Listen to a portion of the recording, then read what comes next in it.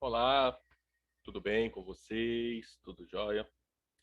Bom, hoje nós vamos falar um pouquinho de cidadania e igualdade. Vamos continuar nossa aula de história, né? Eu sou o professor Daniel Rosa e agora vamos começar a falar, né? Ó, um mundo que queremos, né? Como que é o mundo que nós queremos? Primeiro, como é o mundo que você quer? É dessa forma que é hoje? As coisas boas continua? Muda? Como que é? Muda alguma coisa? Transforma? Aumenta? Então vamos continuar. De acordo com a Constituição, né? Constituição é um conjunto de leis fundamental de um país, né? São as principais leis do país. Então, de acordo com a Constituição brasileira atual, todas as pessoas são iguais e têm os mesmos direitos. Mas nem sempre foi assim. Nem sempre todos tiveram os mesmos direitos. Leia o texto a seguir e saiba como eram essas relações na antiguidade, né? Ou seja, isso aqui, bem antes de existir o Brasil, nós vamos fazer algumas leituras. Cidadania e igualdade, uma conquista histórica. O que é cidadania? Vamos descobrir? Em muitas sociedades antigas, a desigualdade era o fundamento da organização social, ou seja, as pessoas antigamente não podiam ser iguais. Nem todas as pessoas tinham os mesmos direitos. As mulheres, por exemplo, não tinham os mesmos direitos que os homens. As ideias de cidadania e de igualdade desenvolveram-se ao longo dos séculos, né? Ao longo dos séculos. Muito tempo depois da criação das primeiras cidades. Muito tempo depois, séculos depois da criação da primeira cidade. Com a passagem da organização em aldeias, né, que é as pequenas vilas, para os centros urbanos, alguns grupos assumiram o controle das cidades. Né? O que é assumir o controle? É administrar a cidade, cuidar da cidade. As decisões sobre a vida em comunidade não eram tomadas de forma igualitária. As decisões não eram tomadas de forma igual, né? Era diferenciada. O que tornava as sociedades desiguais. O poder e as terras ficaram centralizados nas mãos de pequenos grupos e a maioria da população foi excluída das decisões políticas. Ou seja, a grande parte da população, a maioria, não podia tomar decisão política nenhuma e não se escolhia quem era o representante deles. No Egito Antigo, o faraó, que era, algo como o rei, né, o sagrado do Egito, era considerado um intermediário entre os deuses e o povo. Por isso, exercia um grande poder. Então, o faraó era considerado o quê? Um deus na terra.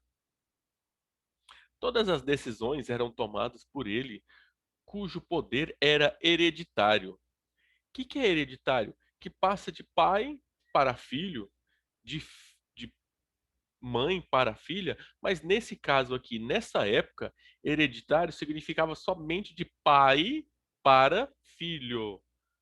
Mãe para filha, nessa época, não era passado o poder. Então, o poder era hereditário, era passado de pai para filho. E o filho, quando se tornava pai, depois passava para o filho dele. E por aí todos faziam assim. Isto é, era transmitido somente aos membros da mesma família. Os funcionários reais, como sacerdotes, né, que são os líderes religiosos na época, os escribas, pessoas que eram pagas para escrever, para ler, e chefes militares, tinham posições privilegiadas, né? Tinham melhores posições. Já a maioria da população, artesão, camponeses e escravizados, que realizavam a maior parte dos trabalhos, eram excluídas das decisões. Pagavam altos impostos, né, que tinha que pagar. Até hoje nós pagamos impostos.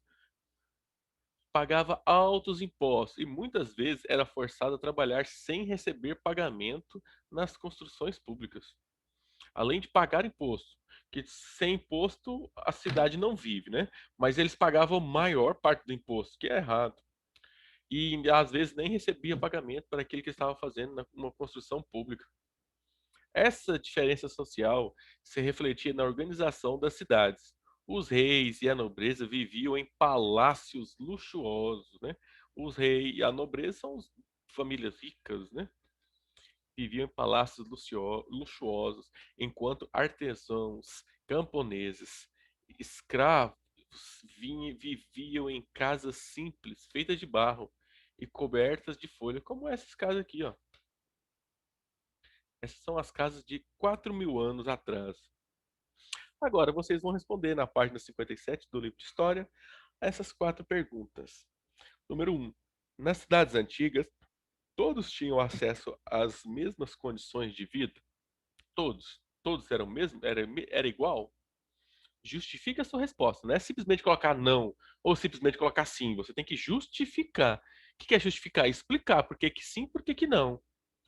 2.